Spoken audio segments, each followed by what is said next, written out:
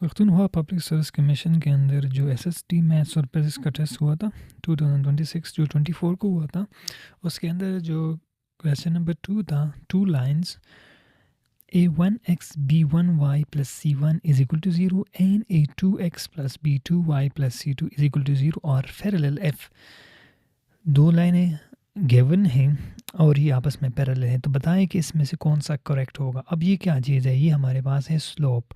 आपको पता होगा, आपको यहाँ इक्वेशन देखी होगी y is equal to m x plus c. ये हमारे पास एक स्ट्रेट लाइन की इक्वेशन होती है जिसके अंदर ये हमारे पास स्लोप होता है और ये हमारे पास वाई इंटरसेप्ट और ये हमारे पास लाइंस की इक्वेशन बनती है, एक स्ट्रेट लाइन की इक्वेशन। तो हाँ, इस केस में हमारे पास क्या है, दो स्ट्रेट लाइन की इक्वेशन गिवन है और हमने स्लोप फाइंड करना है और ये फिर पैरेलल है। पैरेलल का मतलब ये है कि दो लाइनें आपस में पैरेलल है इस तरह से। तो इसके अंदर जो पैरेलल लाइन हमारे पास है, इसके अंदर क्या होता है कि स्लोप क्या होता है, स्लोप आपस में बराबर होते हैं। तो m1 जो कि पहले लाइन की स्लोप होगा, ये m2 के बराबर होगा। तो पैरेलल लाइन के स्लोप, पैरेलल जो लाइंस होती है उसके स्लोप आपस में बराबर होते हैं, लेकिन हम स्लोप कैसे फाइंड करते हैं एक स्ट्रेट लाइन की।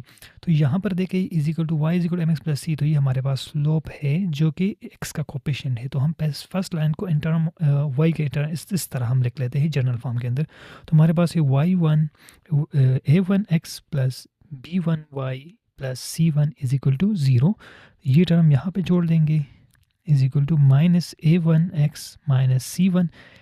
इस टर्म को और इस टर्म को इक्वल साइन के दूसरी साइड पर शिफ्ट कर देंगे, हमारे पास ये बनेगा और अब इसको हम b1 से डिवाइड करेंगे दोनों साइडों पर। हमारे पास आ जाएगा y is equal to minus a1 divide by b1x minus c1 divide by b1। तो ये हमारे पास एक स्ट्रेट लाइन इक्वेशन बन गई।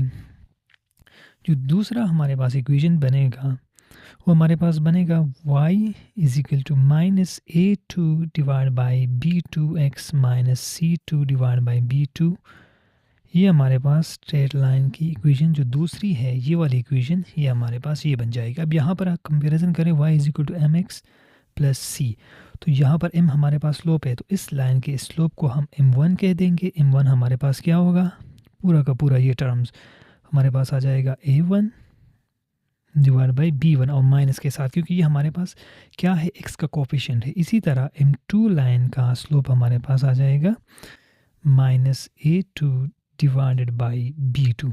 अब चूँकि लाइन आपस में पैरेलल है इसलिए हमारे पास स्लोप आपस में बराबर हो गए, 1 इज इक्वल टू m2, तो हमारे पास आ जाएगा minus a1 divide by b1 is equal to minus a2 divide by b2। ये माइनस साइन आपस में कैंसिल हो जाएंगी और हम यहाँ पर इसको लिख लेंगे a1 और यहाँ पर मल्टीप्लाई करेंगे इसको, तो हमारे पास a2 आ जाएगा इज इक्वल टू b1 को हम यहाँ पे क्रॉस मल्टीप्लाई कर देंगे और डिवाइड बाई b2, तो हमारे पास फाइनल ये बन जाएगा। तो यहाँ पर आप इस इक्वेशन के अंदर देखें, ये तो पॉसिबल ही नहीं है क्योंकि यहाँ पर हमारे पास a1 और b का मल्टीप्लिकेशन होगा, a और b का मल्टीप्लिकेशन होगा। इसके अंदर a और b का मल्टीप्लिकेशन नहीं है, इसके अंदर भी नहीं है। तो यहाँ पर देखें कि दो माइनस है, तो ये माइनस आपस में कैंसिल होंगे तो प्लस आना चाहिए, इस लिहाजा ये भी नहीं है। तो हमारे पास जो फाइनल आंसर होगा वो हमारे पास पार्ट सी बन जाएगा, जिसके अंदर a1 divided by a2 and b1 divide by b2। तो हमारे पास फाइनल आंसर ये बन जाता है।